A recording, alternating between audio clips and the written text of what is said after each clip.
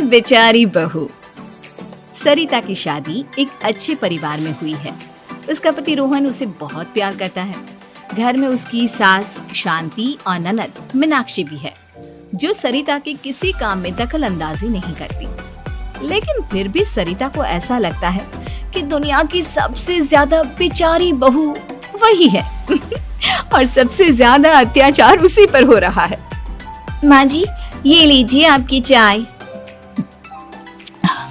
अरे बहू, तूने इतनी ज्यादा चीनी क्यों डाल दी चाय में?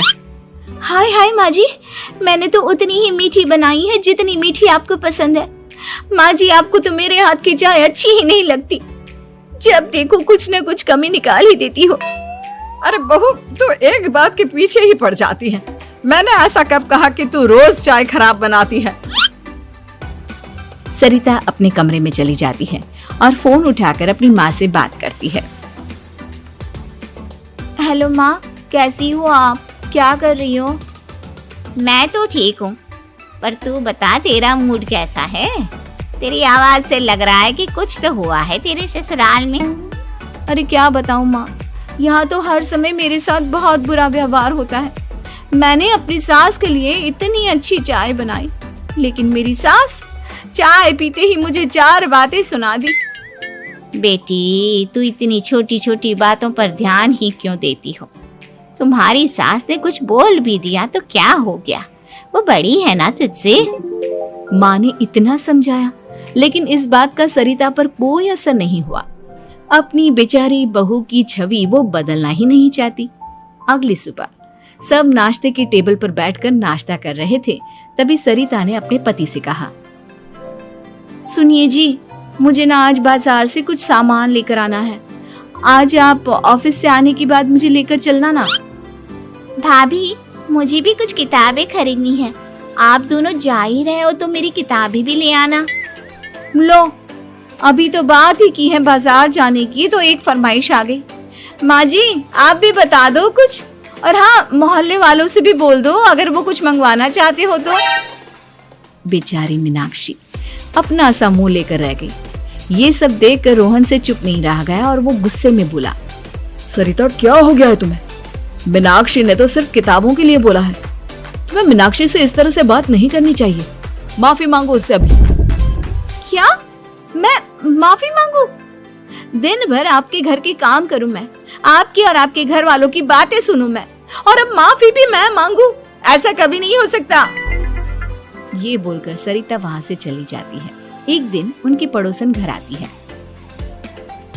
अरे सरिता, क्या कर रही है? और क्या करूंगी भाभी जी, बस घर का काम ही कर रही हूँ। आप बताओ कैसे आना हुआ?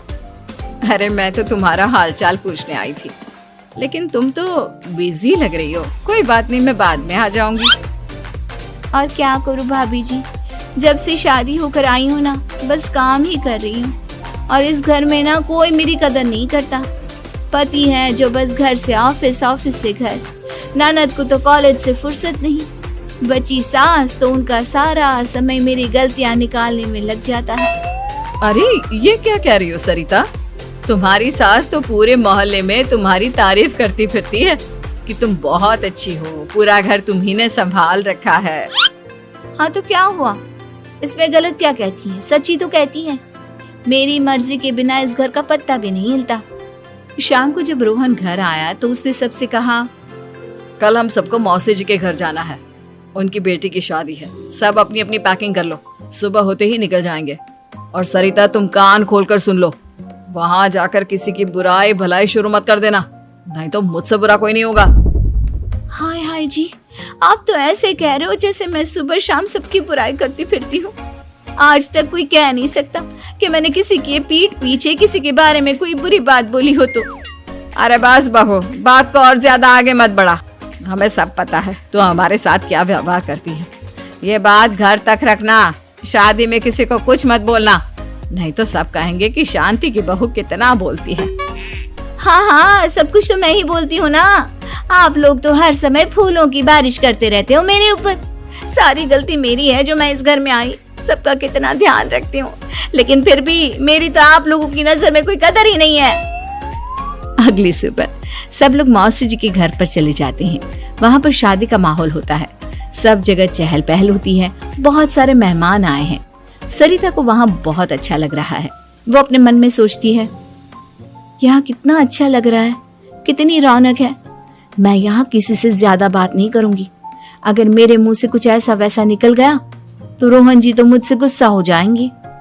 सरिता ये सब सोच ही रही थी कि वहां रोहन की कजिन साक्षी आ गई और सरिता से बोली, आप सरिता भाभी हो ना? जितना आपके बारे में सुना था, आप तो उससे भी ज्यादा सुंदर हो। हाँ वो तो है, मेरी सुंदरता की तारीफ सब करते हैं। मेरे मायके में तो सब यही बोलते हैं कि रोहन जी की किस्मत बहुत अच्छी है जिन्हें मैं मिली। लेकिन आप कौन है? मैंने आपको पहचाना नहीं। मैं रोहन भैया की कजिन हूँ।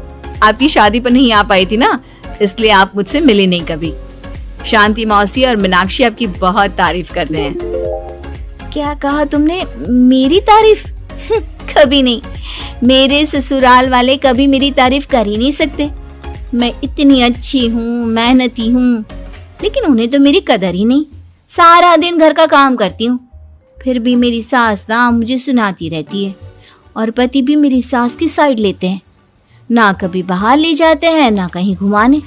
अगर घुमाने के लिए कभी बोल भी देना तो उनकी बहन बीच में आ जाती है। मैं कैसे रह रही हूँ उस घर में, ये मैं ही जानती हूँ। सरिता की ये बातें सुनकर साक्षी को बड़ी हैरानी हुई।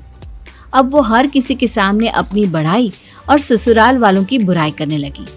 रोहन और शांति को सरिता पर बहुत गुस्सा आया, लेकिन वो चुप रहे। अगले दिन जब वो अपने घर पर आए, सरिता, तुमने क्यों सबके सामने मेरी इज्जत का तमाशा बनाया? तुमसे बोला था ना कि चुप रहना। अजी ऐसा भी क्या कह दिया मैंने जो इतना भड़क रहे हो? तुम जहाँ जाती हो अपना रोना शुरू कर देती हो, कभी किसी दूसरे की बात ही नहीं सुनती, बस अपनी कहती रहती हो। तुमने सबके सामने हमारा तमाशा बनाकर रख दिया है। हे भगवान, मुझे अपने पास बुला ले। जिस घर में मेरी कदर ही नहीं, उस घर में मेरा क्या काम? अरे क्या करूंगी मैं यहाँ रहकर? जो भी आता है मुझे सुनाकर चला जाता है। मैं तो किसी से कुछ नहीं कहती।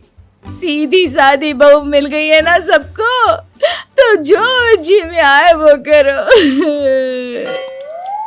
सरिता ने अपने आगे किसी को कुछ बोलने ही नहीं दिया और उस दिन भी उसने सबके सामने खुद को बेचारी बना ही दिया। अगले दिन मीनाक्षी कॉलेज के लिए लेट हो रही थी, इसलिए वो हर काम जल्दी जल्दी कर रही थी। अपना नाश्ता लेने किचन में गई और पतीले में रखे गरम दूध को गिलास में डालने लगी। दूध का पतीला उसके हाथ से छूट गया और गरम गरम दूध उसके हाथ पर गिर गया। ओए माँ, हाय मेरा हाथ, माँ मेरा हाथ जल गया। मीनाक्षी की आवाज सुनकर सरिता दौड़ती हुई आई। ये क्या किया तुमने? तुम्हें नाश्ता चाहिए था तो मुझसे बोल देती, मैं क्या मना करती थी? अब पता नहीं कितने दिन की मुसीबत पाल ली तुमने। सरिता मीनाक्षी को उसके कमरे में ले गई और उसका बहुत ख्याल रखा। उसका इस तरह से ख्याल रखना शांति और रोहन को थोड़ा अजीब लगा। माँ, सरिता के दिमाग का भी कुछ पता नहीं। कल शादी में सबको इतना कुछ बोल कर आई है हमारे बारे में, और अब मीनाक्षी की कितनी अच्छी देखभाल कर रही है। ये ऐसा क्यों करती है? बेटा, तेरी बीवी की ना आदत हो गई है सबके सामने खुद को बेचारी दिखाने की, और आदत इतनी जल्दी नहीं बदलती। जब ये बोलना शुरू करती है तो रुकने का नाम ही नहीं लेती, इसलिए इसे पता ही नहीं चलता कि ये किसके सामने क्या बोली जा रही है। लेकिन दिल की बहुत अच्छी है। हमें भी अपना दिल बड़ा करके ये जैसी है इसे स्वीकार करना चाहिए।